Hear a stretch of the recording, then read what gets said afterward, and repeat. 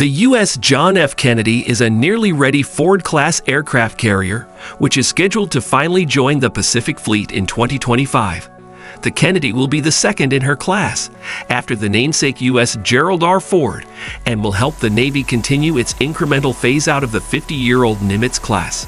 The Kennedy was originally supposed to be delivered in June 2024. Obviously, June 2024 has come with the delivery of the new supercarrier.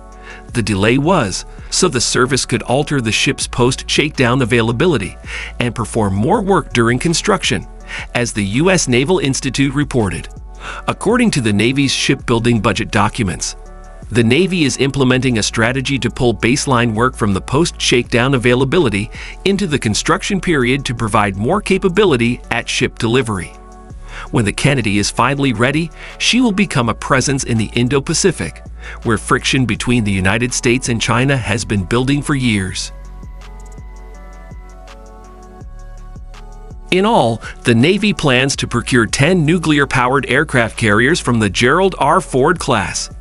The lead ship of the class, Gerald R. Ford, was commissioned in 2017 and replaced the Enterprise CVN-79. As her sister ships are introduced, the service's aging Nimitz-class ships will be phased out. The Ford carriers are being developed to feature a more efficient design than its predecessor. Specifically, the incorporation of an electromagnetic aircraft launch system, EMALS, and an advanced arresting gear, AAG, will set this class apart. With these cutting-edge features in place, the Ford carriers are capable of launching 25% more sorties than the Nimitz class. Additionally, the Ford ships generate triple the amount of electrical power due to their new Bechtel A1B reactor. In terms of armament power, the Ford ships are also superior to their predecessors. The U.S. Navy outlined a requirement for a minimum increase of 150% in the power generating capacity for the new class compared to the Nimitz ships, according to Naval Technology. The first delivered Ford class, the Gerald R. Ford, is with the U.S. Sixth Fleet, which operates in the waters around Europe and Africa. The Kennedy, meanwhile, will become the first Ford class to join the Pacific Fleet. As the Navy budgeting documents state, the Indo-Pacific assignment will decrease the amount of time Kennedy would be required to be at the shipyard after ship delivery to conduct the PSA. The Kennedy was originally scheduled to join the fleet in 2022, and then 2024, and now 2025. Initial delays were a result of a decision to include certain alterations with the original delivery, including the ability to field the F-35C Lightning II and the Enterprise air surveillance radar. The decision was made because, originally, the Kennedy was going to be delivered without the ability to field the F-35C, an inadequacy that angered Congress, which mandated that the Kennedy be able to field the fifth-generation fighter from day one. The Kennedy, like its predecessor the Ford, will incorporate novel technologies, most notably the Electromagnetic Aircraft Launch System, EMALS. The EMALS replaces the traditional steam-powered catapult system found in the Nimitz class. In theory, the EMALS will allow for the Ford class to produce a higher sortie generation rate, SGR, because the EMALS can be adjusted to launch more types of aircraft, and because the EMALS can regenerate and relaunch more quickly than the steam-based system. As an added benefit, the EMALS accelerates a plane more smoothly than the steam catapults, which produces less wear and tear on the airframe, reduces maintenance needs, and should extend the airframe's lifespan. The Kennedy will also feature a reduced crew size relative to the Nimitz, as much of the Ford class's systems have been automated. The reduction in crew size, in theory, will reduce operating costs over the lifespan of the vessel, which should help to justify the staggering upfront costs of $13 billion USD per unit. Considering the prowess the Ford-class ships will provide the Navy out at sea, the timely arrival of the U.S. John F. Kennedy should be a top priority for the service. The U.S. Naval Institute had disclosed that the ship's delay to service occurred so that the Navy could alter the ship's post-shakedown availability, PSA, and perform more work during construction.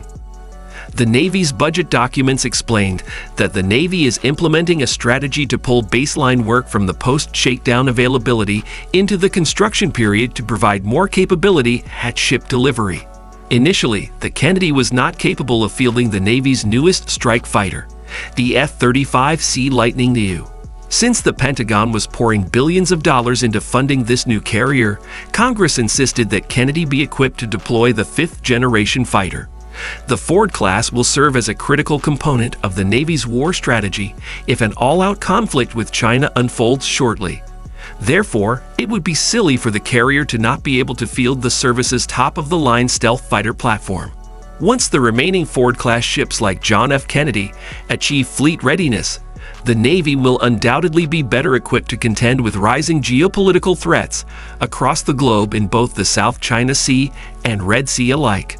While all but one of the Navy's operating aircraft carriers are Nimitz-class ships, the future of the fleet will eventually be fully made up of their Ford-class successors. The premier ship in the Ford class, USS Gerald R. Ford, embarked on its first worldwide deployment to the Mediterranean earlier this year, marking a major milestone for the platform and the Navy.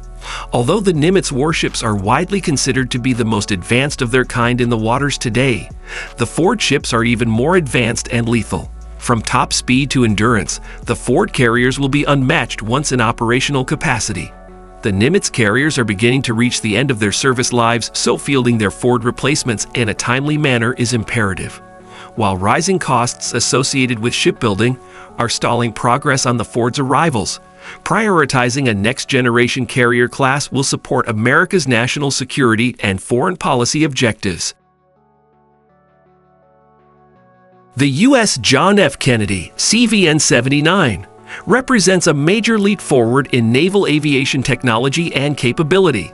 Despite experiencing repeated delays due to technical challenges, design updates, and supply chain issues, the Kennedy promises to be one of the most advanced and lethal aircraft carriers ever built. With innovations like the Electromagnetic Aircraft Launch System, EMALS, advanced arresting gear, enhanced electrical power generation, and the ability to field the F-35C Lightning II from day one, the Kennedy is set to play a crucial role in maintaining U.S. naval superiority, especially in the increasingly contested Indo-Pacific region. As the aging Nimitz-class ships are gradually phased out, the Ford-class carriers, led by vessels like the USS John F. Kennedy, will form the backbone of the Navy's future force, ensuring American power projection across the globe for decades to come.